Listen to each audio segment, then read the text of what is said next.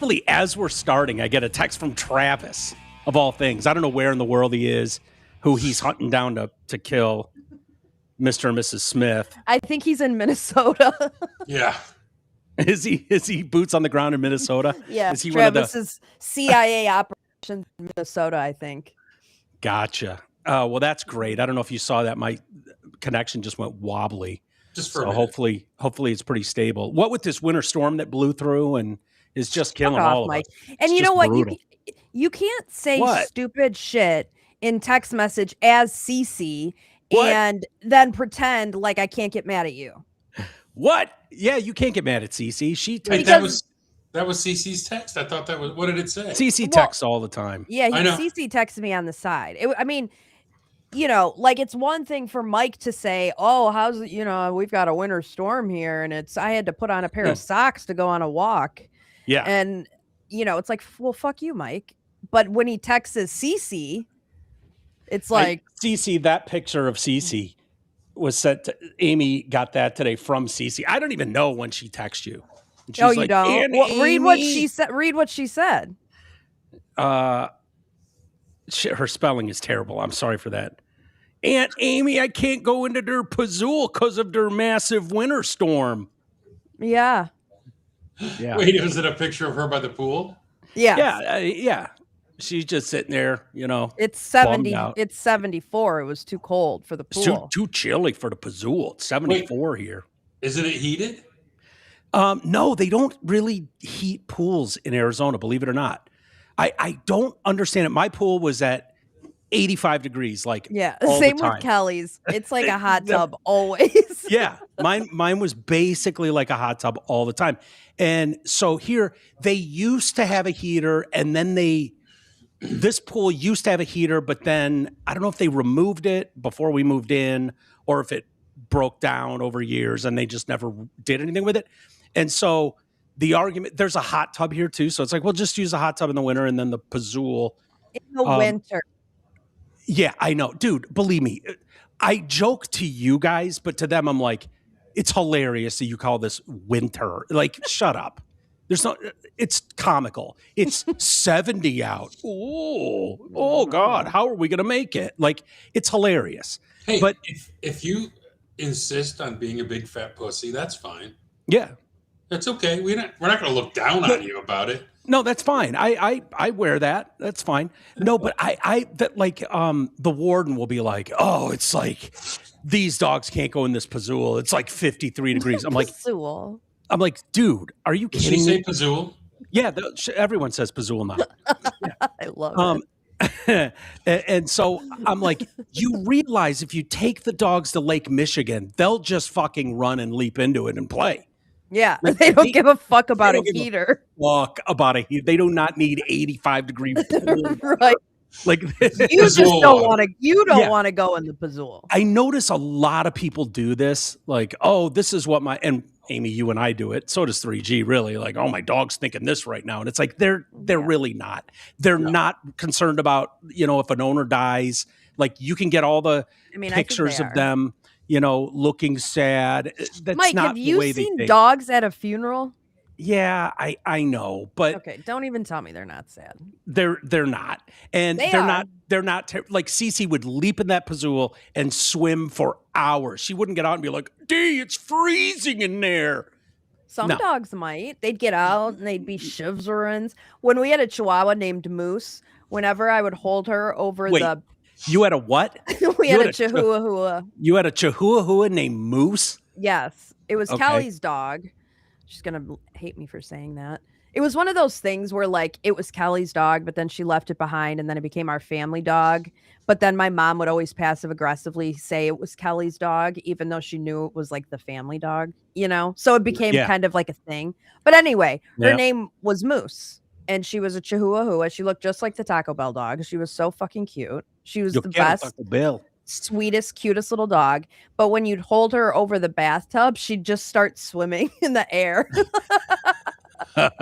You got to say this, though. Compared to Mike and my dogs, none of other dogs are good looking. It's true. Cece and Oyster are pretty much the bells of the ball. I think little dogs are. You've seen Diesel? I don't. Diesel's cute, but What is he? He's a puggle. No. Yeah, No. Half pug. Are you kidding? He has less than an ounce of cute. I'm not waging this war, Greg. You just kicked in a fucking door to a conversation that is not a good one for us to have with this woman. He has not lost an ounce of cuteness in 14, almost 15 years. He is so freaking cute. He's just got the cutest damn face. Miggy, who's sitting next to me, he's cute. He's a cute dog. Yeah. But he's not like the cutest dog. Well, they're all dogs are cute, but there's varying Diesel levels. is like the cutest. Yeah. But Aussies are damn near perfect. Yeah. Dude, I used to get so embarrassed. My boy Tooch. Do you know Tucci? Jim Tucci? He was in radio sales. He's the best radio sales guy I've ever seen. He was a fucking absolute killer, worked everywhere. Is DG's here and hasn't put a super chat up yet? Maybe not. I'm in the middle of a story though. Who cares? So I'd rather have the super chat than hear the I know story. you would. I know you would. But I got to think about the 99% of the listeners that couldn't give a shit less. So Tooch and I would meet like in downtown Farmington. He'd be like, "Hey, let's take the dogs and go to the park and let them run." I'd be like, "All right, cool." They were both pups at the time, Cece and his dog, Callie. And we would go there, and she's cute. She's a cute dog, and we'd go there and we'd just be walking around, and every single person that walked up would be like, "Oh my God, that's the prettiest dog I've ever seen." And they just all, and Tooch was just like, "Jesus Christ, you're giving my dog a complex." Like every fucking person had to come up and be like, "Oh my God, this dog." It was embarrassing. It was like, "Hey lady, say something about the other fucking dog standing right next to you." They do that a lot when they see Aussies. They do, because especially the blue merle ones. The blue merles, yeah. Because the tricolors are beautiful, but there's a million of them. You don't have a ton of blue merles everywhere. Right. The warden wants, look at that guy.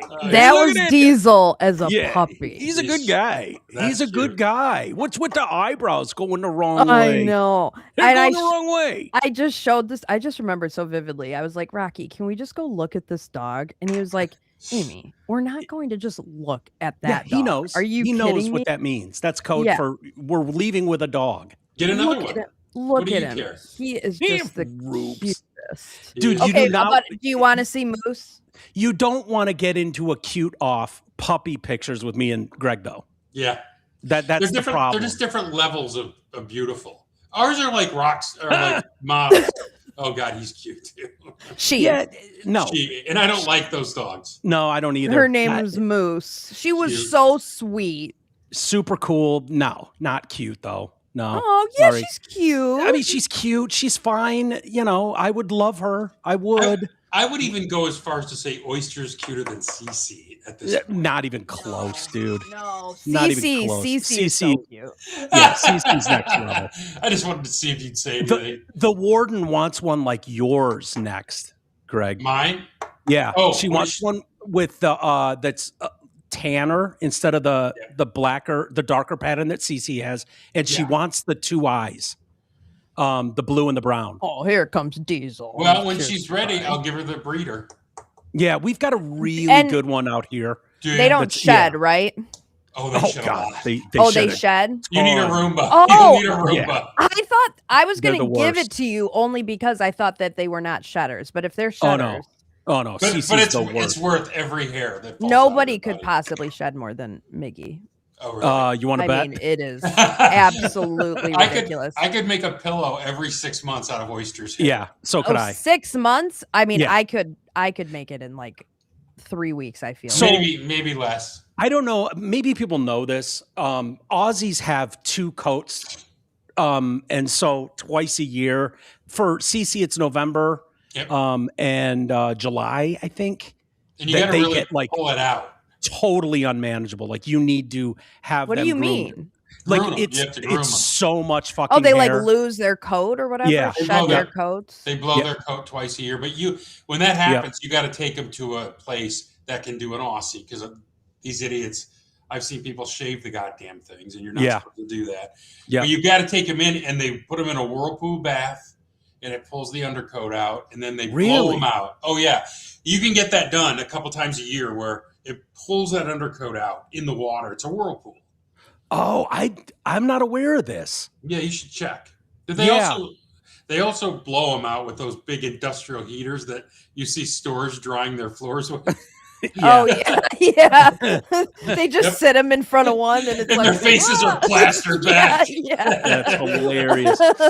I've never done that, but we'll take them in and bathe them. Yeah. Sometimes groomers, but everybody says, "Oh yeah, I know how to do it," and they don't. I didn't know that was like a thing though, that people specifically went for these dual coat dogs that shed like that. I remind mine every time, we're not shaving her.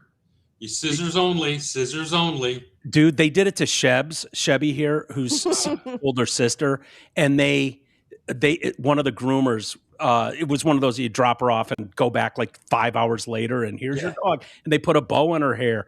They like shaved her mane. Dude, did it grow back? She was the goofiest looking fucking dog. Like, she went from almost the like model pretty, Shelby's gorgeous, and to the goofiest fucking weirdest looking dog I've ever seen. If those Aussies don't have their mane out, puffing out a little bit, dude, they look ridiculous. And their butt curtains. Yeah. But you gotta their wings. Their wings. And you gotta remember though, if people shave them, sometimes it won't grow back correctly. Yeah. You damage the coat. Well, I had one, and we'll move on, but Cece had, when she was a baby, she had a strand of hair that grew, like just a little tuft that grew, and I was like, don't cut that. And it looked like a fucking pirate that would braid it. I wanted to braid it and put beads on the end of it, and it just kept growing. And it was just a standalone patch of hair that grew, and one of the groomers finally cut it, never grew back. Fucker. Yeah. Sucked. I mean, it was just this identifying thing. She just had this one, like, you could put a rubber band in it, little ponytail. Yep. Well, every dog has their little identifying thing. Like, each of your dogs, the one had the eyebrows. Yeah. That were going horizontal or vertically. And Oyster has her socks on. She's got a footy on one paw and a half sock on the other paw. Oh, love it. That's how you can tell. Yeah.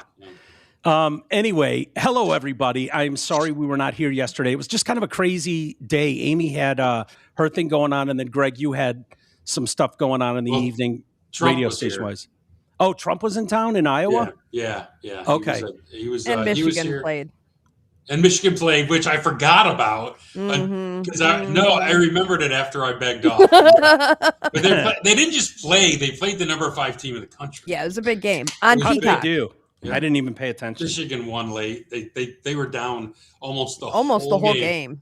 Came back and really it went ahead with like a minute and not 50 to go. Yeah. I was just for the listeners' edification. Look at me dropping big words.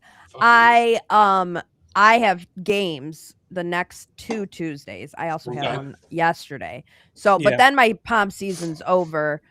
Tuesday games suck, but you're in, you're out. It's quick, which I appreciate. But I was literally like live streaming the first half of the Michigan game on my phone while at another basketball game. Just getting pissed. I was just getting pissed the whole time because really watching the game. Well, every time they would come back on them, because the Nebraska kept going up 7-8 points. Michigan would cut it to 2 and couldn't get the lead.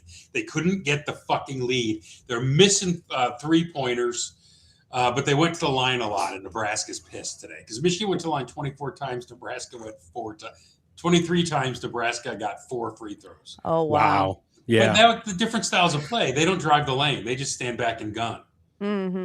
Yeah. So. That's how Michigan and Michigan State play on Friday. And State was down 8 to Rutgers with like a minute and something to go, 3 minutes to go, and clawed back to win because Rutgers couldn't hit one fucking free throw to put themselves up 4. So Michigan State got a 3-point shot to tie it with no time left. Did you see that Rutgers, ever since joining the Big Ten, has lost like $500 million? How is that possible? Why? How is that even possible? What do they say?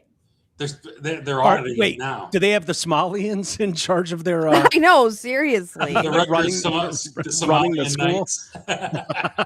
Instead of the Scarlet Knights, the Somalian. Yeah, the Somalian Knights.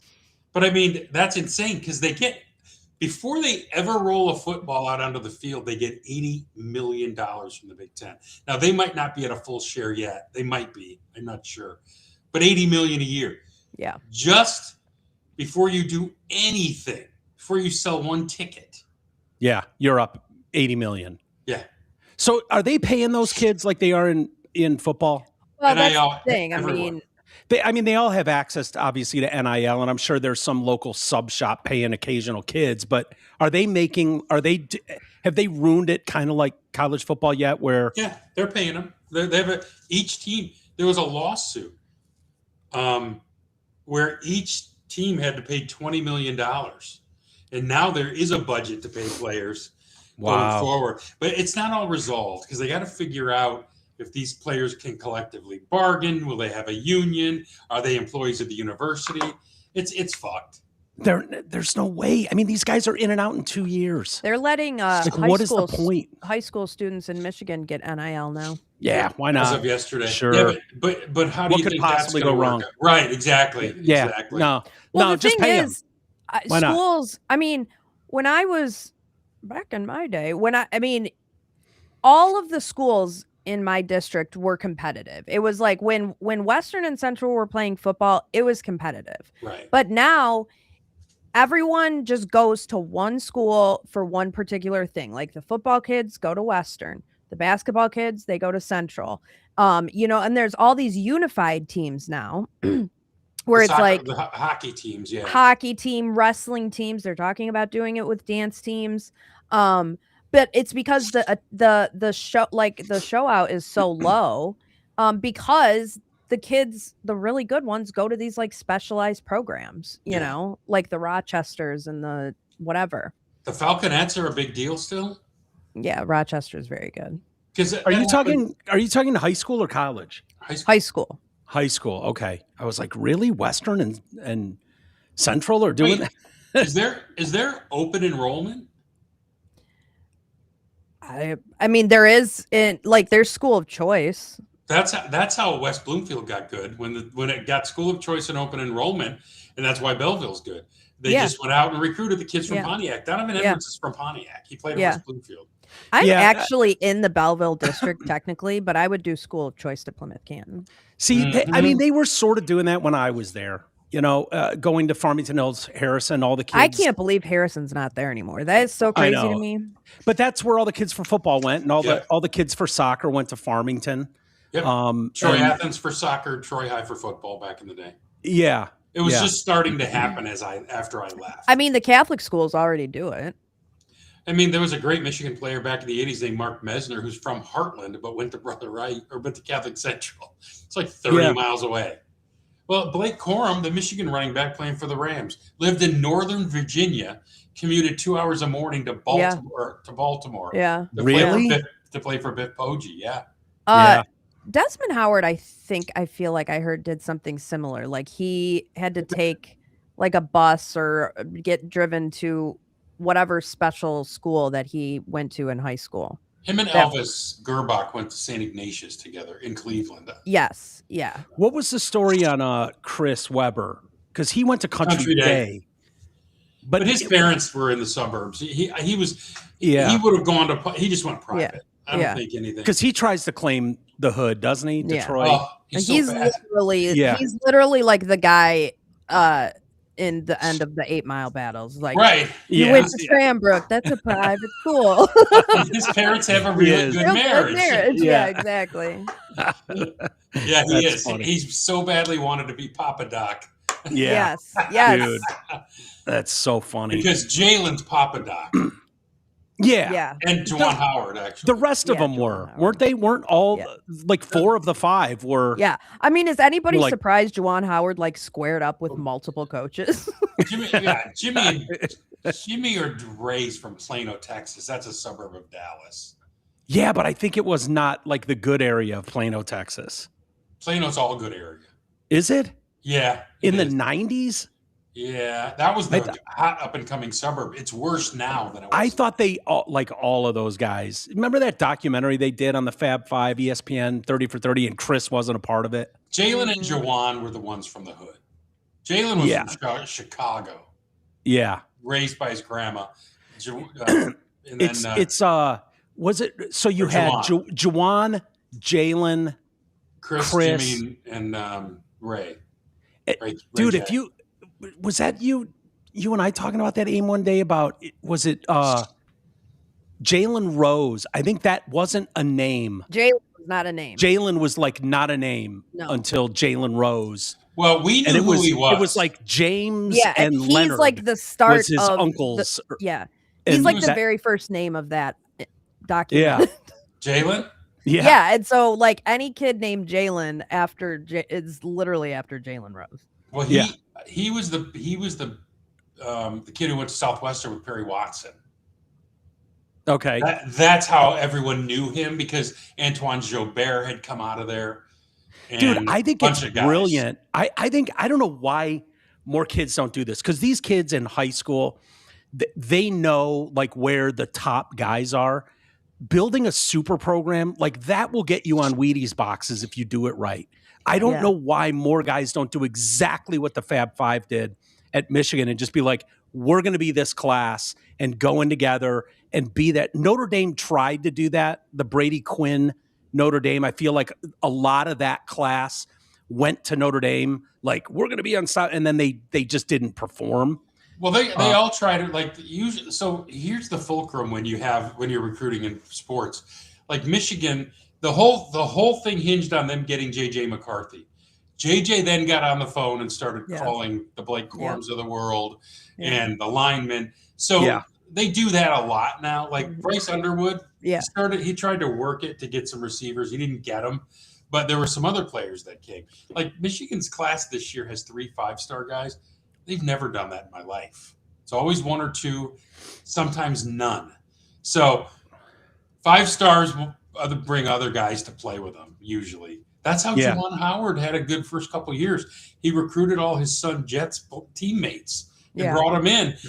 He knew all these kids like Musa Diabate and Caleb Houston, who were 5-star guys. He got them because he'd known them forever, because he was with the Miami Heat. And they all knew his kid. They all played AAU together. Mm-hmm. And then he ran out of guys his kid knew. Yeah. And he can't keep it going. Wow. And then he punched a guy. Yeah. and then his kid punched the trainer or whatever. And that's what it was. That's what it was. I knew there was multiple Howard. I want to know more about Jim Schwartz, by the way. Dude. Fucking stormed out of Cleveland. Wait, what happened? He didn't get the job, so he quit? He didn't get the head coach. And he like gave it to the OC or whatever. And he like fucking threw a shit fit and stormed out. I'm not staying here. Okay, don't. Yeah. No one's going to hire him again after the disaster with the Lions. I mean, he was there for years too. Yep. I will never forget. Never, ever, ever will I forget the moment when I think he went to the Bills after the Lions, right? Yeah. And when they carried him off the fucking field, I was like, stop it right now. She's right. Stop it right now. Field. From that moment on, I was like, never again will I fuck with Jim Schwartz like that. Like, he is such a loser that he allowed that to fucking happen. Yep. And didn't he get into a fight? I can just see him storming out of a building like a little pussy. Is he the one that got into a fight with Harbaugh too? The handshake? Yes. Yeah. That was the Niners Lions, right? When Harbaugh was the Niners coach and Schwartz was Lions. Yep. And Harbaugh shook his hand too rough because he was excited. Too rough. Yeah. And they made a big deal about it, like, sportsmanship. It was awesome. Yeah. Got all pissy. Uh-oh. What does she want? Hold on, I'll be right back. Hold on. Well, it's probably good we weren't here yesterday. Let things simmer a little bit. Let things come out on Minnesota and what's going on in this country. A lot to get to. How do you think the story's unfolding, Aim? Well, I saw some new video of our friend of just the very peaceful, just protester on his way to earn a good God honest living. You know, just an he's observer. just a nice nurse. All nurses are good people, apparently. Yeah. Except for the narrative shattered, isn't it? Yeah, not so much. It's so infuriating because if you see it, if you know what you're looking at, you see what's going on. And it's so yesterday, the story came out that Alex Preddy just minding his own business, just a good old Merce on his way to college. Yeah, just like Michael Brown was. It's Michael Brown, the gentle giant, all over again. Just on his way he's starting college on Monday. He's on his way to Nana's house when trouble just found him for no reason. White supremacy or whatever. Yeah. And Alex Preddy, just a your run of the mill Merce. He just cares about everybody. I heard someone go, he could have saved tens of thousands of lives in his career if he wasn't cut short. I'm like, okay. He already got fired from his job. Yeah, I don't think he's been there for a few months, but that's we don't need to talk about that. Oh, he had been fired? I don't think he's here's the problem. The press hasn't been a nurse in months. Report it, but the word is, and it's very hard to fact check because, usually the New York Times would be like, well, this is interesting. We did a little digging ourselves and found out he hasn't been immersed for 3 months. And so that is what we're hearing. Like, some people are like, yeah, he kind of stormed off the job like 3 months ago, and he's just kind of been a radical fucking, getting involved in protesting, boots on the ground kind of guy. It's his parents said he was radicalized. They said it. Yeah. And like had to tell him, like, don't do anything stupid. Did you see the picture they did of him where they made him look better? Oh my God. Dude, is that real where they made him look less Jewy? They totally did, dude. And they darkened his skin. Can't make him black, but they made him darker skin. They cut his jaw and puffed out his chest. Dude, they made him less. He looks very Jewish in his pictures. I'm sorry. You look at him and you go, yeah, dude, I get it. They totally did. They rounded his face and but I didn't know if that was true or not. But why wouldn't it be? He apparently suffered a broken rib in a violent confrontation with agents a week before. Preddy told a pal, okay, Preddy can say whatever the fuck he wants to a pal. We all have our version of events. I get that. But it's the press's job to go, we've looked at video and that doesn't kind of square. So here's the article I'm reading. I'm like, wow. So he told a pal, ICE agents chasing a family on foot is what he described. So Preddy sees a family, this poor family being chased on foot by ICE agents. He stopped his car. He pulled over his car and began shouting and blowing a whistle, at which point he was tackled by 5 agents. And I was like, well, that sounds like a bit of overkill. And so now we're seeing this video. So I told you there. So this is that video. This is a moment the news movement filmed. So again, this is a week ago. This is a week before. Same guy, same outfit. His gun is in his back pocket, by the way. So he just begins shouting and blowing a whistle, at which point he's tackled by 5 agents. Filmed on January 13th in Minneapolis, showing a man who appears to be Alex Preddy interacting with federal immigration agents 11 days before Border Patrol shot and killed him. Oh, wow. Our footage was analyzed by the BBC, whose facial recognition technology confirmed his identity to a 97% degree of accuracy. Like a 12-year-old getting thrown around. Yeah. On the morning of January 13th, our team received a tip that federal agents were blocking the street at the corner of East. So some guys on the ground in Minnesota filming. This guy is probably on a shitload of video, by the way. How often we see it. It sounds like this guy couldn't wait. He was meant to protest and get out there. So, no, he wasn't standing on a corner blowing a whistle. That's not what Which he was is annoying as fuck, by the way. Could you imagine someone showing up to your job and blowing a whistle at you the whole time? Yeah. And that's, by the way, that is, there have been therapists who have discussed this, like what the point of the whistle is. And it's about heightened alertness. Yeah. In the moment, like to startle people and get them off clear thinking. Like there's a whole psychology behind why all of a sudden this now. Yeah. Which, by the way, is illegal. Yeah. It's illegal to do that. Like I can't remember who said it recently, but maybe it was Megyn Kelly. If you go outside and you blow a whistle all day long and all night long in your yard, they will come and arrest you, and they will give you a ticket for disturbing the peace. You just can't do it. Yeah. Yeah. But that seems like relevant video that we just watched. Hasn't been anywhere. Spitting on a cop car and then kicking twice the back of the vehicle and blowing the light out. That's why they jumped out of the car and fucking tackled his ass. That's why that happened. And to Greg's point, that hasn't been anywhere. That video, if you look at that video online, it's got 200 views and no comments. It's not on the New York Times front page. It's not on any of the media outlets. Maybe Fox News will air it tonight. I don't know. But it changes a little bit of the narrative that they need out there for this story. Much like the fucking Renee Good person and her stuff. So, but they part of it is they want... Of fucking course. Fellhauer says he wouldn't care if someone did it to him. Go ahead. Wouldn't bother me at all. I'm not going to shoot someone for... I can just hear him saying that. I can hear him saying too. Is Mark a lefty? He's a fucking douche lefty, yeah. That's so disappointing. Yeah. So is Drew? Fuck no. No. Dude, what you know would what's Drew funny? do? You know what's funny? I got like... He's going to kill me for talking about this. Drew and I went to the Tigers game when I was in town over the summer. Yeah, I was at the same game. You didn't come see me. Yeah, that was purposeful.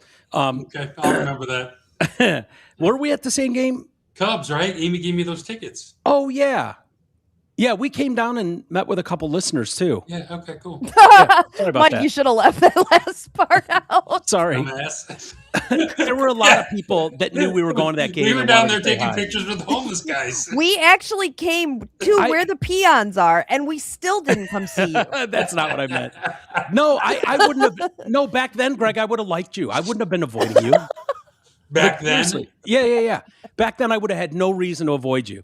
You know I would have called you a lesbian loudly. That's why. But yeah, probably. So anyway, Drew and I went to Drew's house and we rode together and went down to the stadium and went to the game. From the moment I got to Drew's house until we got to the seats, which is probably 2 hours. So we hung out for an hour at his house and then drove together or whatever. It was like an information dump of Drew, like, what the fuck is going on with the world? What the fuck? How do these people see the world this way? Like, he went ham. Yeah. And I was just like, brother, I fucking don't know. I don't know. Like, and this is like, if you remember that, that was like the weekend. This is in September. This is when Charlie was shot. Right. It was literally that day I went on the air. And we had just found out Charlie had died. Oh, yeah. And we went live, and Fellhauer was like, well, he was really divisive. Oh, come on. That was his opening comment. Yeah, that was Mark's opening comment. And that, to me, says everything. That tells me everything. That's cringy as fuck. And it was it was at a point where it was so shocking. Like, if you remember that day, the feelings that day was like, this is a defining moment in American history. Like, this, to me, it was so crystal clear how serious that moment was and what that meant. And to hear like the first comment from a liberal take that I got was, well, he was really divisive. Like, oh, okay. So it was warranted. So it was okay then. Right. Why else would you say something like that? That's what you're saying is, well, if he would have just minded his P's and Q's and not been more divisive, maybe he would have not. If you would have just agreed with me. Here's the thing. That's fine if you want to feel that way, but be fucking consistent. Be fucking consistent with it, Mark. Okay? Yeah. Because if you feel like, oh, well, if you just mind your P's and Q's, you're not going to get shot. Well, then the same goes for the Merce. Okay? Mind your P's and Q's, Merce, and you don't get shot. It's super simple. Yeah. Well, Mark and a lot of his friends, and you wouldn't have known this because the country just wasn't at this place, but Mark's an Ann Arbor kid. Oh, yeah. Grew up in Ann Arbor and went through all the schooling in Ann Arbor, went to Michigan. So that, that's just kind of the, He's, what do they call it? He's fully indoctrinated. Yeah. Oh, yeah. Yeah. So, yeah, he's How did you work with him all those years?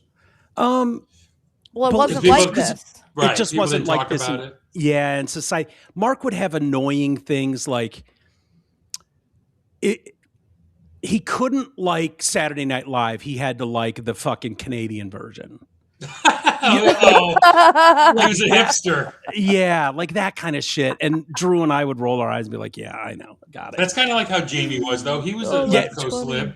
Dude. Jamie was a left coast lib. And him and Jamie got along fucking brilliantly. Oh, of course they do. In the studio. Yeah. There's no room for diversity of thought, right. They were super pally and, yeah.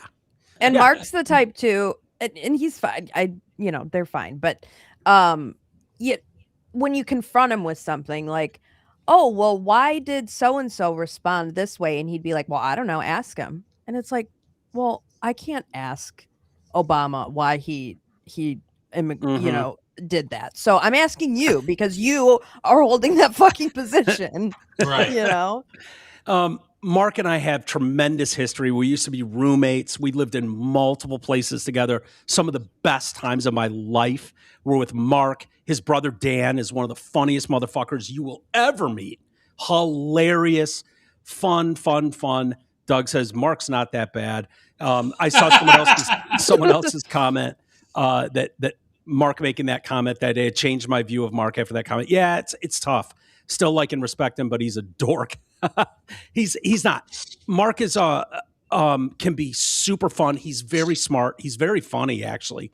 Off the air, really he's even funnier. Yeah. And I love Mark, but I like Mark like Greg likes his wife. It's like, yeah, you have to put up with kind of the liberal viewpoint on things, and you just kind of take it for what it is. But yeah. It's like you and the warden, man. Yeah. Except that's my brother's wife, so it's a little different. It's not. You got to be nice to her. Yeah. Well, I want peace in my life, man. I don't need I want to this see a shit. picture of the warden. No, I'm not going to do that. But I'll show you. I want to see it. She's Does cute. she look She's like fine. a lib? Yeah, she's just a blonde chick, little thing. Does she have purple hair? No. Nose ring? No. Nope. Nope. Send me a picture one day. I just want to see if she fits the mold. Yeah, I think I said that too. I just need to put a face with a name. Yeah, I feel like I've sent you guys a picture. Maybe You have not send it to me so I can put it in Grok and make cool stuff. Yeah, that's what I need. Right. So should that story we just had with Alex Preddy change like Mark, so he was blowing a whistle, there's no reason to shoot him. It's like, well, yeah, that's no reason to shoot someone for just blowing a whistle. It's not, you shouldn't shoot someone. Well, it's funny to watch Mark backpedal when Drew pushes even a little back at his points. Well, hold on. Spelling Mike it M-A-R-C-K. Mark. No, Mike does not want to bang Mark. Dude, I've known Mark for 30 years. I've known Mark since Mark was a kid. So, yeah, docs will fuck off, people. You gotta dox the warden. Yeah. I don't even like talking about the warden, to be honest with you. You look scared that she might walk in. No. I just, it's not worth it. You're not changing anyone's mind. And when you have to live with them, I've had people that were super liberal in my life that you could absolutely have great extended conversations with. Some people don't fall into that category, in my opinion. Yep. And so it's not worth it. There are some people that are just like, they know. And it's just, you're not like, that's the thing we're finding ourselves in a country. It's like, how do we get past this? Like, you're seeing these reports, and I don't give a shit, to be honest with you. A majority of American voters believe Alex Preddy was murdered by Border Patrol. Maybe that was a bad shooting. It doesn't look great in the scuffle of things. That looks like a bad shooting. They will have an investigation, and if people are put on trial, so be it. We'll go there. That doesn't mean, no, a lesbian poet and a nurse died. Well, I guess that's the end of immigration reform. Right. Like, no. Yeah. Sorry. But and also, I just feel like people need to realize that just a good shoot and a bad shoot, like, it doesn't mean that he deserves to go on trial. Like, sometimes it's just yeah, that wasn't great, but you did what you had to do. It doesn't rise to criminal liability. Cops have a lot of fucking leeway, okay? They've got a lot of it. And so if they even for a second thought that their life was on the line, now we can look at, I think we all think of the dude who killed who's in jail for George Floyd, whatever his face. Yeah. I think we all, Derek Chauvin. Yeah. We all kind of think he got boned. But at the same time, you can see where it's different because Derek Chauvin's life wasn't on the line. There wasn't this like big scuffle and a gun goes off and the cops have to react. Like at the end of the day, it can still be a bad shot in terms of he wasn't actually trying to kill you and you killed him anyway. But if they felt like they were going to die or if they felt like they were in danger, that's enough. You know what I mean? So it doesn't like always rise to criminal liability. I know that they're on leave right now, but that's just the investigation, which is totally fine. They probably want to be on leave. Dude, are you kidding me? This I know, this headline I've got here, 2 DHS agents put on leave after deadly Minneapolis, blah, blah, blah. They were suspended amid an investigation into the shooting. They were given mental health support as standard procedure and were placed on automatic administrative leave for at least 3 days. Like the story isn't like any police officer involved shooting. You're immediately, there's no discussion about it. You're put on some form of leave. You go through a whole process. There's a whole thing that goes on always. So the story isn't, they put them on leave. We're winning. They're getting on. Like, no, that's just what happens in these situations. But I would love all of these people to go through a simulation of what these cops and ICE agents have to go through on a daily basis. Let me see if I can screen share. It's on the other screen though. I have a video that a guy sent it to me, and I've seen these over the years. And it's maybe I can get it for tomorrow. But it's one of those trainings that this guy was a Black Lives Matter marcher. Yeah, I've seen that one. Yeah. There's a couple of them. This one was in Arizona. So an Arizona listener sent me this one. It was local news. It wasn't national, but it was local news. And it was, this guy, boots on the ground, black guy. And they invited him, and he, had the balls to take him up on it. Completely changed his view on everything. Was just like, oh fuck. Yeah. And the one I saw, this is so much harder to make in the immediate moment decision about when to shoot, when not to shoot. And he killed innocent people in his training thing. Yeah. And he got murdered multiple times. Yeah. Like he made the wrong decision like 100% of the time. Every time. Yeah. Yep. And then the one I saw at the end, they were like, what advice would you give now, going into it, now that and he was just like, comply. Mm-hmm. Yeah, exactly. That's how this guy literally what we've been saying. This guy was almost like, it's time for people to just go home. Yeah. There was no good takeaway. Like they put him in scenarios where he's dealing with two people having a fight with each other and he's got to break it up. Mm-hmm. And what happens when they both look at you like, get the fuck out of here, man. We've got this. And like, all of a sudden one of them's got a baton and you don't see that one over there with a fucking gun in his way. Like it goes south quick. And these guys, like at one point he just starts shooting people. Yeah. And then imagine someone standing there with a whistle in your ear the entire fucking time. They think a million phones on you. They think two guys shot. Two agents. Two did. Yep. Two did. So I'm reading this stuff. Just before he was shot, an agent disarmed Preddy. According to a Daily Mail JL Partners poll on Monday, 54% believe that the federal law enforcement murdered Preddy. More than 1 in 5 Republicans said Preddy's killing constituted murder. Just 21% of all respondents indicated that shooting and killing the nurse was justified. The killing has shocked the nation and led to protests. Democrats and Republicans in Congress have since called for an investigation. In the immediate aftermath of the tragedy, the administration was quick to label Preddy as a domestic terrorist.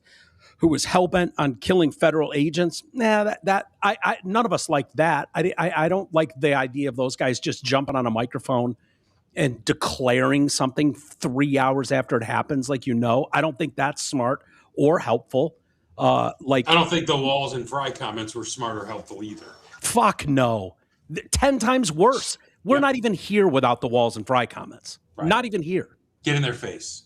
So he was just, but what he was, though, if you're being honest with the reporting, he might not have been a domestic terrorist. Okay, that's fair. No, he was an absolute radical left-wing nut job, though, running around, driving around the city. He was part of the signal chat, apparently, driving around, trying to insert himself into all of this shit. And so got what he asked for. I'm sorry. I don't even care at this point.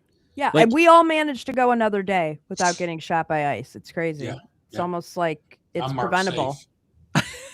Yeah, I mean, Mark's this is safe from being shot by ICE today. I can't remember who there's probably multiple people that have mentioned this, but this is like someone pulling someone over on the freeway, a cop pulling someone over on the freeway, for speeding. And all of a sudden you lock up the brakes on the freeway and jump out of your car and start blowing whistles in the fucking guy's face, screaming at him as he's trying to conduct, a traffic stop. Like, what are you doing? And this is not in any way what protesting legally in America means. It's not. So until they're willing to deal with that, I don't know what we do. You know what pisses me off too, though? What? Is that yesterday, clearly Trump and Walls struck some kind of deal because the Minneapolis PD showed up. And these assholes on the left immediately stormed the governor's, the Capitol, pissed off at him. And I'm thinking, you want the two sides to talk and find common ground, but the minute one of them does, Trump collapsed. And that's what they say about Trump, right? Yeah. He collapsed. Yep. And now they're protesting Walls because they talked and said, hey, let's work this out. Yeah. You know what I mean? Well, the fact is they don't want that. They're trying to celebrate a win. We got who's the one guy that everybody hated? He was kind of the older white guy, bald, Bovino. Right? Greg Bovino. Greg Bovino, who's a border patrol guy, and they're sending him back down to the border. And I can understand that. Like, okay, this has gotten too, like, they're singling this guy out as the problem and they can't get past it. So we're going to get him out of there and we're sending in Tom Homan. And it's like, thank God. And it's like, no. Did you forget 3 weeks ago? You hate Tom Homan more than anybody. So stop acting like this is a win. Oh, this is all we wanted all along. Someone like Tom Homan here. Right. Like, stop. You don't want any of this going on. You don't want these people removed. Again, this is still a tantrum from losing an election. That's all it is. That's literally what it is. So you talk about the will of the people, subverting the will of the people. The will of the people spoke in mass in November with this directive. Get these fucking people out of our country. Mass immigration is the problem. And so that's what they're tasked with doing. And they don't want this for whatever reason. They're led to believe, I don't know how Alex Preddy gets there in his mind. The wall behind you needs a plate. There needs to install. Yes, it does. Look. Yeah. It's my office, man. I'm not doing that. Well, hey, guess what? The Alex in Detroit, Detroit City Council has proposed the Alex Preddy Detroit No Masks Ordinance, which would prohibit local, state, and federal law enforcement officers from wearing masks. No. Or facial coverings to conceal their identities. Well, I hope they do that in Dearborn too. Yeah. Or that'd be great, Greg. Great. I don't know. Do you guys remember, like, what was it? 5 years ago? 4 years ago? 3 years ago? When they demanded we wear motherfucking masks everywhere we went? How about you sit on my fucking middle finger and spin on it, Detroit City Council? You hypocrites. Just say no to them. Are you offering? Tell them no. God, it's so annoying. Tell them I hate them. No. I know. I hate them. I hate the hypocrisy. It drives me fucking nuts. So Kristi Noem apparently met with Trump in the White House. The president grilled Noem over her handling and initial response to the shooting. They had apparently a late night meeting.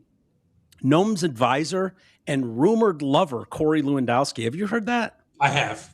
That Corey Lewandowski's banging her? I would so give money to bang her. Really? I think she's hot, dude. You don't think she's hot? Oh, she's very for pretty. Her age? What is she, 56? She's our age, yeah. She's hot. Yeah. Her age. I would love to see under the hood. He was by her side in the Oval. By the end of the night, Noem was ordered. This is the worst part about this. Buried in this story, Noem was ordered to shift her focus away from interior immigration and instead concentrate on securing the southern border. Yikes. Well, that's because Holman's going to handle it now. Yeah, but so I want to know more about what you mean, no more focus on interior immigration. Because please tell me that you've just let people act out and become toddlers and throw a tantrum. If that means you're not going to handle interior immigration anymore, then you've lost. Right. That's good. That's a great point. Yeah, that you've lost this immigration argument, and we just have millions and millions and millions and millions of illegals in the interior of the country that we're not going to do anything. I've heard that the on the ground in Minnesota, if they pull someone over, this was part of the deal, that if they pull someone over and all they have on that person when they run their ID is that they are here illegally, they're going to let them go. So instead of dragging their ass out of the car and going, bye-bye, they're going to let them go now unless they have some, outstanding criminal record if that needs happens, to be addressed. He loses the midterms. Yeah. And Vance doesn't win election because right. They were elected. Yeah. To get rid of these people. And then, so what's going to happen? Here's what's going to happen, okay?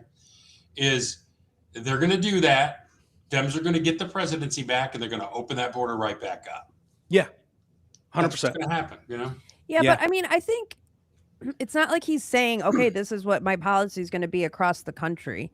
I mean, he has to do something to fucking plug up this hole that is Minnesota. Otherwise, he's going to lose the midterms regardless. And so they have 1,500 illegals there compared to the 15,000 that are in Texas. And so, fine. Let's make a deal then in Minnesota. We're only going to get the bad ones that have criminal records. If that's what we have to agree on in Minnesota, then fine. Then fucking fine.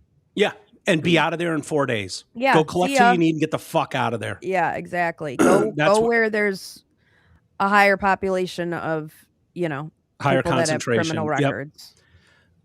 I think Holman's plan is to have a deal worked out with Walz where we can go into your fucking jails and prisons and grab these ones. This is the easy way to do it. This is the way you do it when you're getting cooperation between why would agencies. You criminals. Yeah. And so actual criminals who have committed a crime and are in jail. So Walz is apparently finally fine. They've been prosecuted. They've been arrested, prosecuted, tried, whatever, and they're in prison. You could have those ones. Why would you not want immigration to come in and handle that for you and get them the fuck out of here? Why on earth wouldn't you? What is the argument for that? It's just resisting Trump. It's all it is. Yeah. All it is. But I hate giving them an inch like it was worth it to literally turn the country over and light it on fire for weeks. But that's not organic. It's not an organic thing that happened where it's literally a very well-funded operation. And I think, that's what we're up against. And it's not a coincidence. I think we talked about that it happened right after the fraud shit was brought to light. And also that this is now this isn't the first, probably not the second. It might be the third or fourth instance like this in Minnesota. clearly there's something going on there whereby they've got all of the leadership in line that they can pull off this bullshit out there. Yeah. Yeah. I found it hilarious too. Did you see Tim Cook over at Apple's catching shit for the memo he put out? What did he say? Internal memo was leaked. And so he wrote a letter. Team, I'm heartbroken by the events in Minneapolis. Oh, God. My prayers and deepest sympathies are with the families, with the communities, with everyone that's been affected. This is a time for de-escalation. I believe America is strongest when we live up to our highest ideals. We treat everyone with dignity and respect, no matter who they are, where they're from. And when we embrace our shared humanity, this is something Apple has always advocated for. I had a good conversation with the president. I shared my views. I appreciate his openness. I know this is very emotional and challenging for so many. I'm proud of how deeply our teams care about the world beyond our walls. That empathy is one of Apple's greatest strengths. It's something I believe we all cherish. Thank you for what you do, Tim. Fuck all the way off, dude. Seriously. He put that out to his people. Yeah, and then he just wanted to tell them that he talked to Trump, and Trump listened. You know what though? How can people say that they're heartbroken about somebody dying that they've never met? Yeah, it's insane because they're being dishonest. You remember when Mike Ilitch died, and people were calling sports stations, going, "Oh my God, I'm so sorry." You never met him. Yeah. How can you cry over someone you don't know? Yeah, that's just performative. It's this one hits me in a different way when he's like, I know how challenging this is. I know we care about the world and, beyond our walls. They're now protesting Phoenix. I've heard that, Doug. Beyond our walls, which is interesting. So I've talked about that. Their global headquarters is in Sunnyvale, California. Right there, they've got their $5 billion oval, whatever, and that's where my parents' place was a block from there.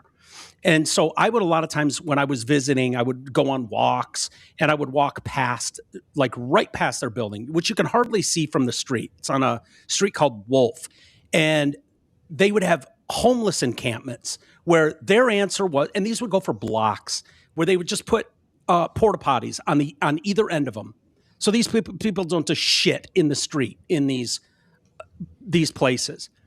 And it was the weirdest thing. Those homeless encampments ended on One Apple Drive, which is their own street going into their place. They stopped on a dime right there, and you weren't getting anywhere fucking near the walls of Apple.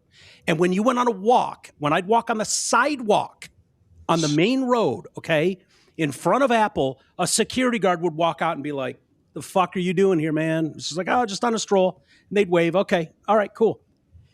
So you couldn't even, like, if you took 5 steps into the quarter-mile fucking driveway of Apple's headquarters, they would shoot you on sight before they'd let you walk 5 feet onto their fucking property. They're all limousine libs. It's all performative. The idea that it's like, hey man, hey, we're not all from here. Just let anybody into your country. It's all cool. We care about everybody.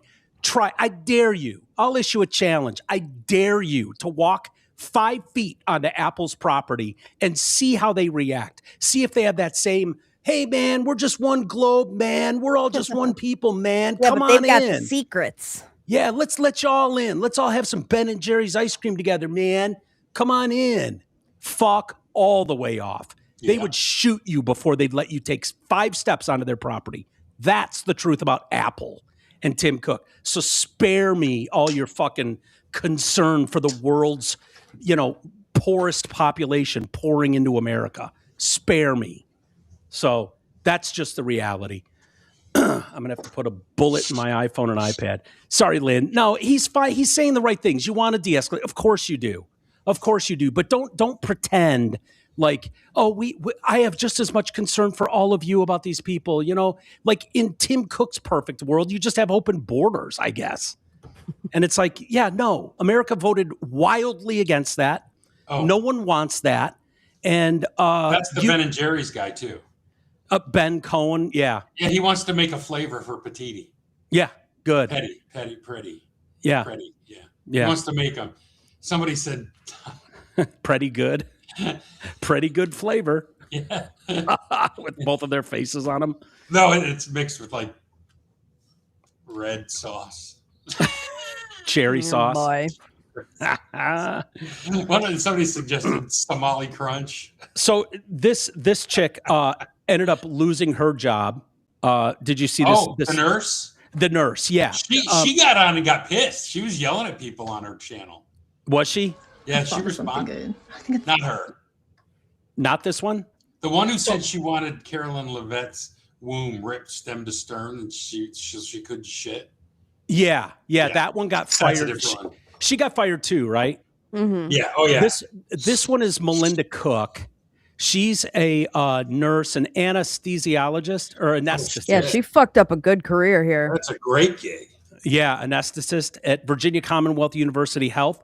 I'm sure you're familiar with that hospital area, Greg. Oh, yeah. Downtown Richmond. So she was shit canned from there.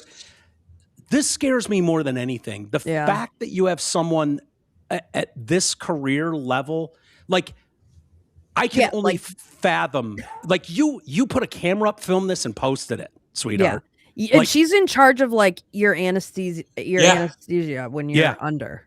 Can you imagine, Amy, if something happened to you while you were wearing your Freedom shirt, the Charlie Kirk shirt, and you ended up in her or I was wearing room? my MAGA Barbie shirt. Right. Like something happened, you had a fainting spell, you woke up under her care. Like you didn't have time to like go, oh, I don't want to be, I don't want to be divisive. I'll just wear my green sweater in. No, you just show up there in your Freedom t-shirt. Yeah. Do you think there's any chance that this person wouldn't try to fuck with you? No, that's terrifying. So here's part of her. I thought of something good. I think it's something weird spot. Sabotage tactic, or at least scare tactic. All the medical providers, grab some syringes with needles on the end. Have them full of saline or succinylcholine, whatever. That will probably be a deterrent. Be safe. Okay, for today's resistance tip, I vote, anybody got any poison ivy, poison oak in their yard? Yeah. Get some of that up with gloves, obviously. Get it in some water, like a gallon of water. Get some. She's so clever, isn't she? Oak water, and I'm gonna put it into a water gun. Aim for faces, hands. Yeah, it goes on and on. No, keep playing it. Keep playing. Oh, you want to keep? Okay. Yeah. Are the single ladies where these ICE guys are going have a chance to do something? Oh, we're gonna honeypot them. Not without risk, but could help the cause for sure. Get on Tinder, get on Hinge, find these guys. They're around. They're an ICE agent. Bring some X-Lax and put it in their drinks. Get them She's sick. At work posting this. Nobody's gonna die. Just enough to incapacitate them, get them off the street for the next day. Highly, easily deniable. You could get sick too. Won't eat there again. I'm just saying. Let's Evil. get them where they eat. Somebody's not going to be supporting these guys. Where's the hotel where they eat? Who makes that breakfast? Let's find them. Keep going, Aim. This is insane. Yeah. She's got serious mental issues. Yeah, I mean, she continues on. I don't know what else she says, but it's that is so crazy. This idiot would do this to someone she's dating, by the way. Like, that's not dateable material. If that's your go-to in a crisis, when things don't go the way you think they should, that your immediate response is. What's so crazy is they were so emboldened during COVID to like film their TikToks at work, and they're a hero and everyone loves them and they can do no wrong. And so they just kept posting TikToks while they were at work. And now they say the dumbest shit. Like, you are in charge of taking care of people. It's one thing if you want to dance at a fucking TikTok in the hallway for 5 seconds, but to say shit like that, are you kidding me?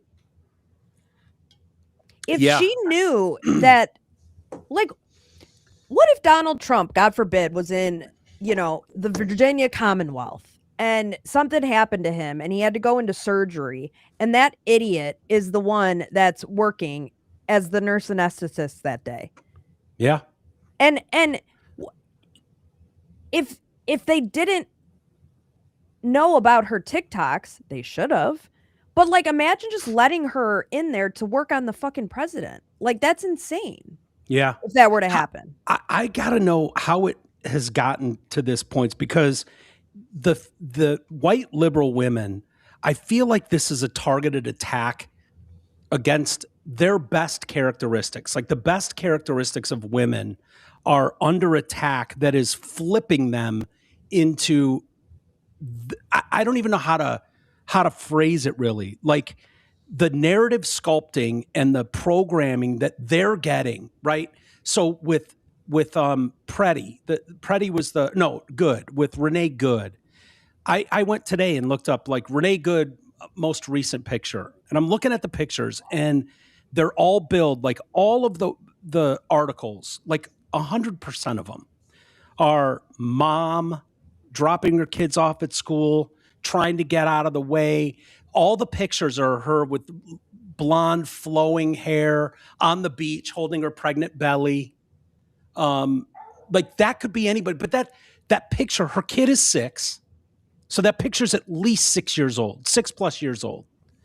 They're not showing you the most recent picture of her with a shaved head, who, if you read between the lines, you're seeing family members say stuff like, yeah, things have kind of gone off the rails there, and she's in with a difficult crowd. And like, they don't, I can imagine being in the family's position, even ones that were like, she used to be married to my brother, now they're divorced and he's dead and they have kids together. Like, you'd be thinking, okay, at some point those kids are going to grow up, they're going to read about their mom, and I don't want to be on record shitting all over their mom, talking about what a radical fucking nut job she is.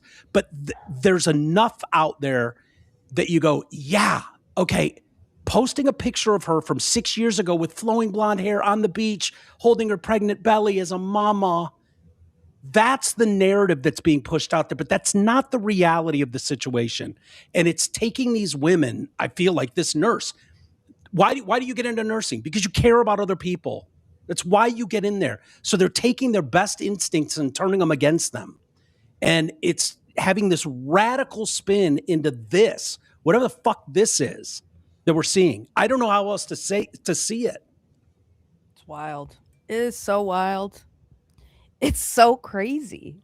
And I mean, I know she got fired, and I know I didn't, but just you say the R word. Yeah, it's just like, I would never in a million trillion years go on and represent my company while I'm at work, like, and act that way, and act like you would be in danger if you saw me. That's insane. Like, this is so fucking crazy. It's such crazy behavior. Okay, so the three of us have more conservative leaning views. We've all worked for big companies, big enough companies. Every one of us knows this feels like an exclusive privilege to left-wing nut jobs. That there's, like, we all know you wouldn't wear your company's gear and then make some outrageous comments on the internet. Like, none of us are that stupid. No, none of us wouldn't be fucking immediately removed from our gig. Immediately. Like, we walk such a fine line with that kind of, what has given these people, they must be getting away with murder in the fucking office building. I mean, I would be pulling up all of her old cases, and I'd be making sure that none of the people who fucking died under her care were conservative. Because if I was a family member of a patient that died, the first thing I'd look at was that my nurse. I mean, the litigation alone. Yeah. I hear dogs barking. Amy's dinner has arrived. I didn't cook anything, so yeah, dinner has arrived. Has it? Do you need to wrap up, Amy? No, it's totally fine. What are you having? this local place called Shakers. Mm. Yeah. I was watching kind of I got like these barbecue chicken nachos. They're so good. Oh, they're going to get soggy. Chicken. I know. I want barbecue chicks and nachos. I know. Amy, there's not been a thing that you've eaten that I'm aware of that I wouldn't be like, yep, that's exactly what I would want for dinner tonight. I know. Exactly. Same person. I was watching, the NTSB, not to be confused with New Kids on the Block, but the NTSB who investigates plane crashes. They had a hearing yesterday on their the results of their investigation of that passenger plane that crashed with the Army helicopter over DC over DC a year ago. Yeah. And I kind of felt like Travis, like watching this hearing, but they had like simulations so they could, and they lined it up with the script so you could hear everything and you could see what was going on behalf of the helicopter, what was going on behalf of the plane. And honestly, in both scenarios, it's like you see it in the distance. You can, because they have it like circled, so you can see the plane, it's coming, and then in a split second, it's in front of you. Mm-hmm. It's in front of you. It's just like, they're boom, going really fast, right fucking there. Yeah. But it comes out of nowhere. It's not like you see. It had to be the perfect like angle such that no lights were hitting each other. And I mean, it was just like boom out of nowhere. But I bring this up to say what was incredibly frustrating, and I have a feeling the FAA has a big fat lawsuit on their hands because the FAA had been warned in like 2013, hey, just FYI, this is a really busy fucking area and this helicopter path crosses with the people who are landing and taking off at this runway. And we recommend that you change it because it's only a matter of time before something happens. And guess what? The FAA didn't do shit. They decided, thanks for your advice, but we're actually not going to change that flight path. We're good. Yeah. I thought that it was it was already worked out, which is the thing that people can't figure out is that like these military helicopters, these Black Hawks they're like 500 feet below what incoming planes fly at, like always, or something like that. I'm trying to remember details back. Well, that was she was too high. Yeah, she was. But that was the thing is like the path should not have crossed like they did. Yeah. And she was too high, but still, it still shouldn't. They still shouldn't. If they don't cross, it doesn't matter. If they don't cross, it doesn't matter. Yeah. Exactly. And so, the NTSB was basically saying like, where are there other instances around the country? And they're saying like where they've ignored them. And they say like they've had pilots calling them up. And I want to say one is it's in California. It might be San Francisco. I can't remember. I feel like we too low. Well, one of the airports in California, pilots are calling them and saying, just so you know, this is the next airport. It's going to happen here too. Like FYI. Where are they saying that at?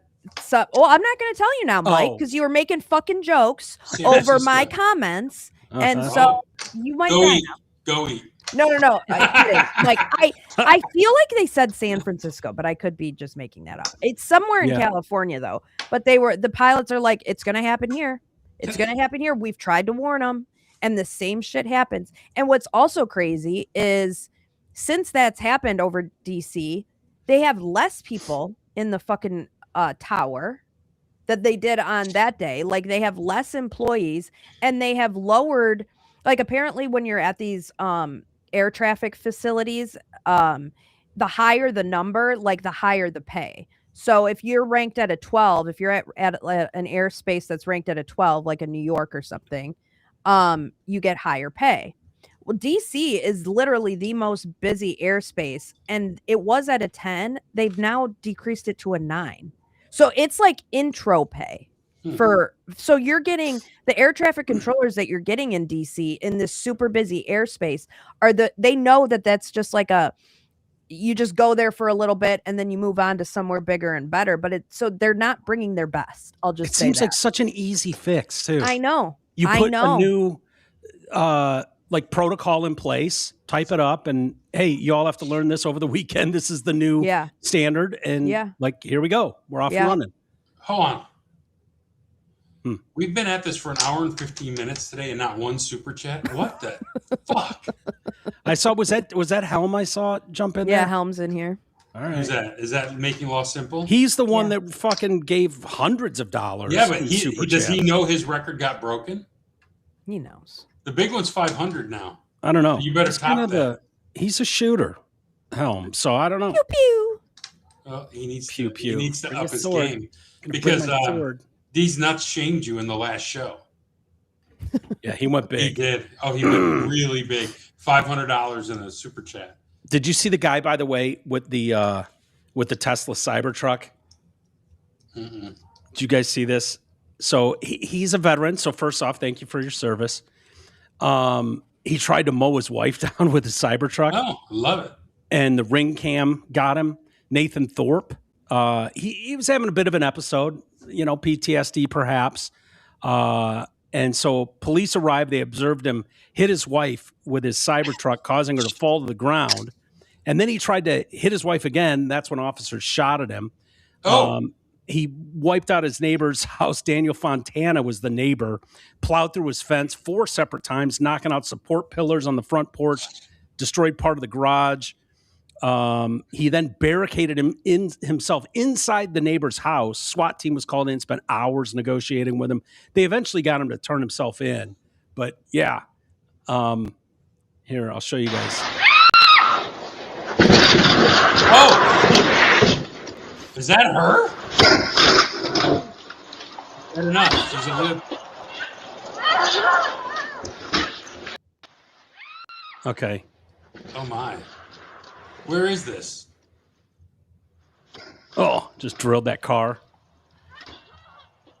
She's making her way, and he's like, fuck you, bitch.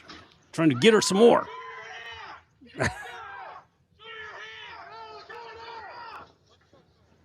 Oh, he took off. Yeah, he came back. He's still trying to get her. She's like, my baby. Where's the baby? I think it's Is in she the car, talking about maybe? her car? No, I think she's talking about her actual kid. Oh. I think her actual kid was in the car. Yeah. Look at this in the beginning. So she's on the far She's not right of the screen. appropriately freaked out then. No. Well, so she's running away, and he's Oh! I'll get you, bitch. Attempted murder, man. Yeah. Look at the icy street. She's trying to get away, and he's like, I'm going to get her. I'm going to get her. He's trying to go get some more. So first off, thank you for your service, sir. What, the service of running his wife down? Well, no. I mean, they said he was a veteran. So, he's been charged with assault on law enforcement, assault on abroad, assault with a deadly weapon, intent to kill or inflict serious injury, domestic violence. I would like to hear him out and see like what was going on that day. What if she cheated on him? Well, then, yeah, you got to run her over, right? I mean, back over. Yeah. I mean, if he walked in and she was just like on the neighbor, How was that again? You heard it the first time. How does that go? I didn't see. I wasn't looking. Show me again. That's all right. What did she say? So I'd like to hear him out. By the way, I'm kind of tired of this. The neighbor, the guy across the street, that looks like a nice crib, right? And yeah, the guy, he wiped out a few pillars, nicked up your car pretty good. I'll show you again. All right, and the curb there, clips the car, and then he backs up here. We've got another GoFundMe. Does nobody? He has a GoFundMe? The guy across the street whose house got hit and his car got hit. Oh, Christ. Does nobody have fucking homeowners insurance anymore? Is that something that's just like, I'll just say this. I just feel like when something like this happens and it goes viral, or even if it doesn't go viral, but you know someone, and there's constantly someone's going through something tough, and there's constantly people who are like, let me know if there's anything I can do to help. Sometimes people, even if it's just like they're kind of disconnected from you, they're like, they just want to help. And sometimes it's like, okay, then I'll set up a fucking GoFundMe. If you want to donate, if you want to help, that would be great. Yeah. Whatever. Right. But I think it's a lot of it's that. It's not that they don't. I mean, I did a GoFundMe for my aunt that has Parkinson's, because so many people were like, is there anything we can do to help? And it's like, okay, then I'll fucking just set up a GoFundMe. Yeah. I don't know. It just seems like that's the go-to thing now for everything. Everything. Like that's looks like an upscale-ish neighborhood. Like this guy's got homeowners insurance. Insurance is going to cover that. They're going to send everybody out. It's not going to cost you a dime. What a pain, Mike. What a pain. And I'll tell you what, if somebody came and did that in my front yard and knocked my pillars down and fucked up my car, and I was without a car, and there were people working on my house for the next 3 months, I would be really irritated. What do you need a car for? You DoorDash everything. Yeah. I'm a salesperson. I okay. For a living. If it was, if you had that, what's that, Greg? Go ahead. Go ahead. I was just going to say, this reminds me of the guy who ran the car into the airport in Detroit last week. Oh, yeah, that was crazy. Did we ever find out why he did that? Go finish your point, though, and then we'll... No, I was going to say, if you wanted to post that video and then your story is, hey, I've got homeowners insurance and they're refusing, they're making me pay a $10,000 deductible for some loophole in the thing. And, we're doing fine, but we're not fucking, we don't have tons of money. If you can find it in yourself to help us, this unforeseen thing that happened, they're going to make us pay $7,000 and then before they'll start covering things, fine. And then people chip in and go, dude, that could have happened to anybody. I get it. But this happens and 5 minutes later, it's like, give me money. We need money to, it's like, dude. Well, if the CEO of that insurance company turns you down, don't we have to shoot him?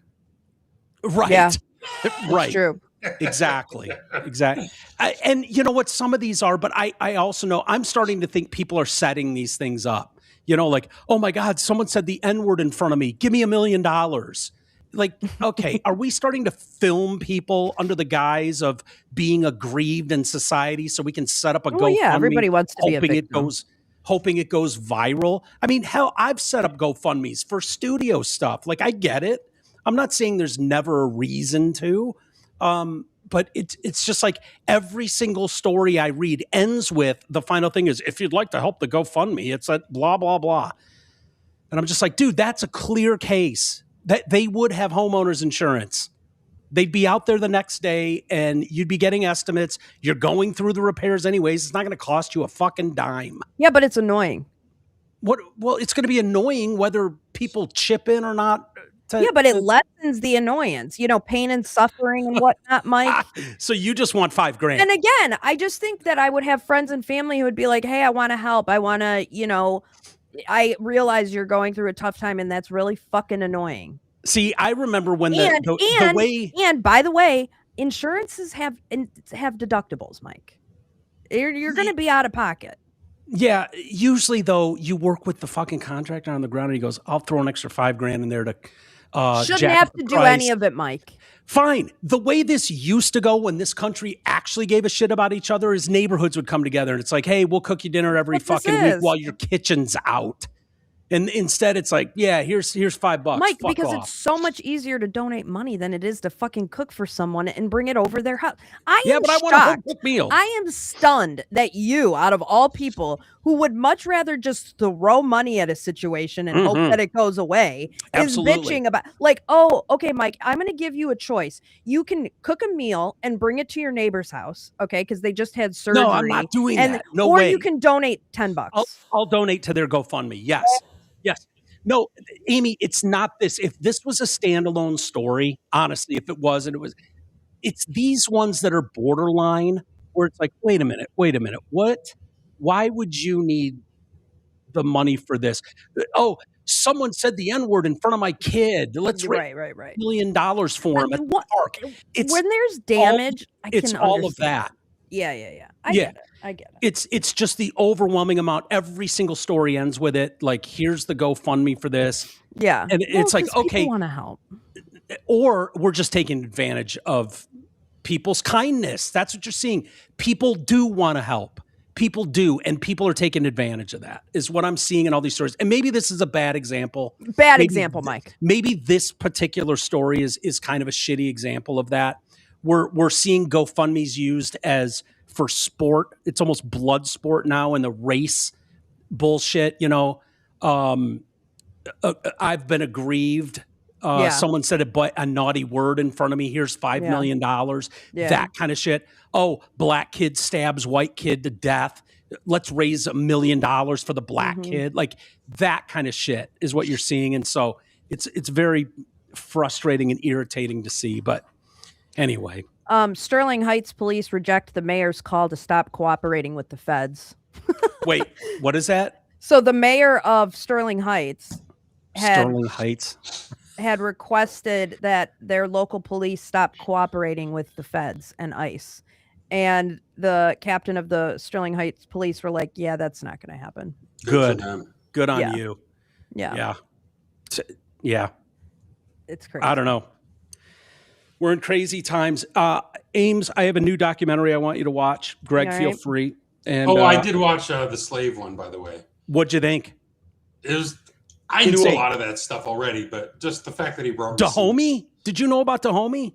No, but I knew that a lot of what he said in it. I didn't know about Dahomey. Holy fuck, dude. Did you watch that, Aim? Did you watch the Slavery, the Matt Walsh one? No, but I will. Please. You said that a week ago, so I'm just saying. Oh, you just got scolded. So, yeah. It's only like 45 minutes, dude. You will love it. Like, you see, when you watch it, you go, oh, that's why it's so important. If you're going to get a country to like shame itself to death and make white man think they're the cause of all the world's evils, it's really important they don't see contextually a story like this. Right. It's really important for that narrative. You kind of see all the layers coming together, and it's like, oh, well, that paints a totally different story about what the reality of this. And I got to think Matt Walsh isn't full of shit. He brings receipts. And my guess is it'd be easy to debunk. They're going to try to just do that. Like, oh, he's just a white supremacist making a video. No one's gonna see it that needs to see it, which is the same for all of his good movies. Yeah, but even someone like me is like, well, yeah, this was horrible. Our role in the, some of the things that are pointed out in that documentary are absolutely fucking mind-blowing. The one I watched, though, is one, Greg, you would have been on the air covering at the time. I know we were. And it's the kidnapping of Elizabeth Smart. Yeah. Back in 2002 in Utah. That it's fucking insane. That documentary is so crazy. It is. I don't know if you've seen it. That story is, but Netflix has a new documentary on it, and they talked to Elizabeth. They talked to Ed Smart, who was hilarious at the time that was all going on. You should follow her on social media. She's hilarious. Like, who, Elizabeth? She talks a lot about it. Oh, yeah. Dude, at one point, she's talking about the multiple rapes a day she went through at the hands of this fucking monster. The Lord was telling him to do everything. And she's, at one point, I literally laughed out loud. She's like, yeah, the rapes every day were really bad. But even worse was having to hear him talk all day. Oh my God. That he was such a fucking idiot and such a dolt that just hearing him talk was even worse than the rapes. And I was like, oh, what a fucking shot that is. But I will try. I have a hard time with kidnapping documentaries. Yeah, I as I was saying it, I thought of that. Hot. I'm going to watch it. She's gorgeous. She is. Pretty. She's very pretty. Yeah. But it's kind of wild how that story just kind of like, hey, it had a happy ending like a movie. And it's like, oh, that kid's going to be really fucked up for a long time. And, it's just a wild story. Yeah. I found the documentary just like it is a wild story. I mean, and it's of course it's right up my alley, of course. Yeah. Had my niece not been kidnapped a couple years ago, it might be something I would have watched already. Wait, it's your just niece hard. Was kidnapped? Yeah. Yeah, we can't get into it now at the very end of the show, but yeah, we can talk about it in the members area tomorrow. Yeah. We got her back. We got her back after about 5 or 6 hours. It was in 2021 in like the Ferndale area. How would it have been if it was 9 months? Right. Like, dude, think about that. Did 9 months. Yeah. Oh yeah, it was in the news. Yeah. Yeah, it was all over the news, and it was a big deal. And his him and his girlfriend were arrested, and he ended up taking his own life in Oakland County Jail. Really? Yeah. I'll text you the article. Happy ending. It did have a happy ending. Yeah. And my niece is doing great.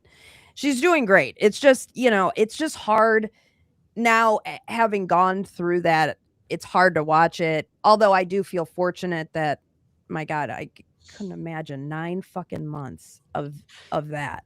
And what not I'll say knowing would be horrible. Oh yeah, and then the finger of blame being pointed at you, and like, oh, this interview we gave, like, and there's a family member in there, the brother of Ed Smart, who gives an interview. It is the craziest fucking interview involving a kidnapping I've ever seen, and like, you'll know what I'm talking about if you watch it. But I've said here, when my dad got cancer in 2000, like 15 years ago. And it's devastating when you have that conversation. Like, one thing you don't hear me joke about ever on the show is cancer. I just don't, it hits too close to home. So I know that feeling, Amy. Like, I don't like I make fun of everything. Except that. Everything. I mean, shit, too close to home. I even, can laugh about my dad and make dad jokes and stuff. There's just something about that.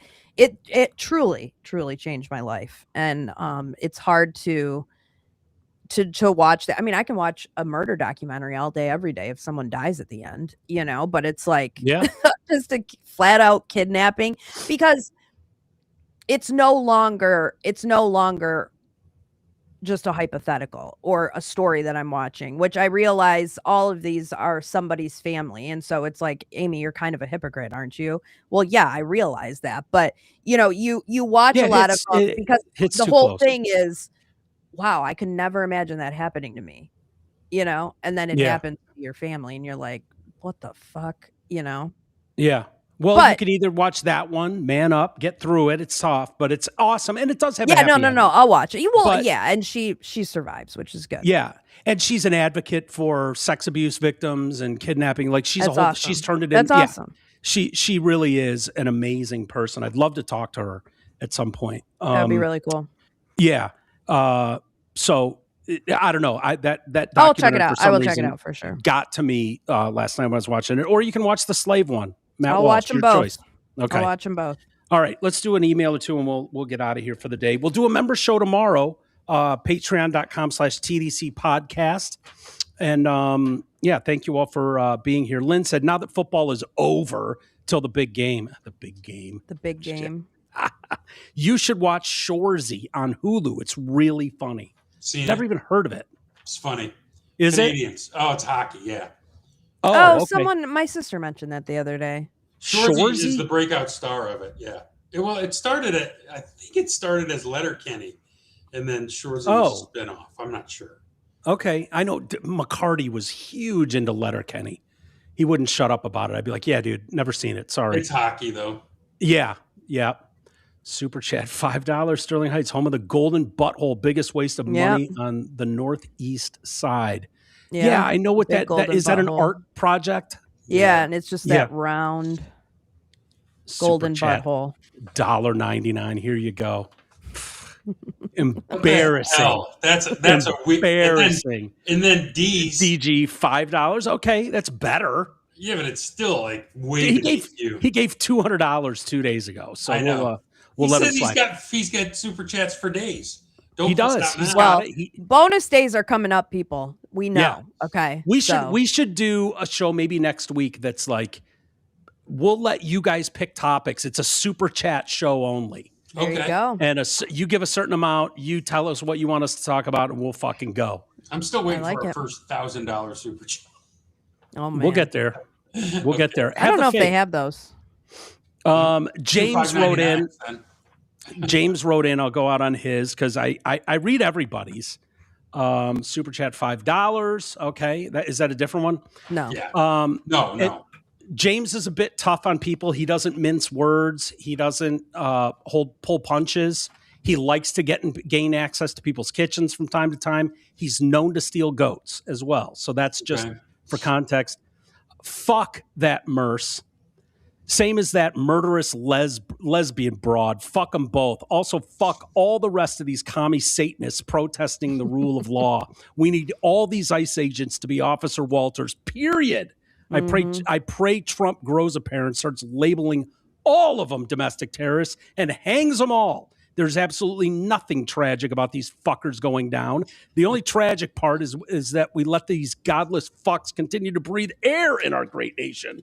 All right, James. I'm just saying. James. All right, James. You're just reading what you get. I'm just reading what I get, folks. You can counter that at any point. Yeah. Walters@DetroitCast.com. Send me anything you want. You can talk about any of us. Say whatever you want. But James writes in, so I read his stuff.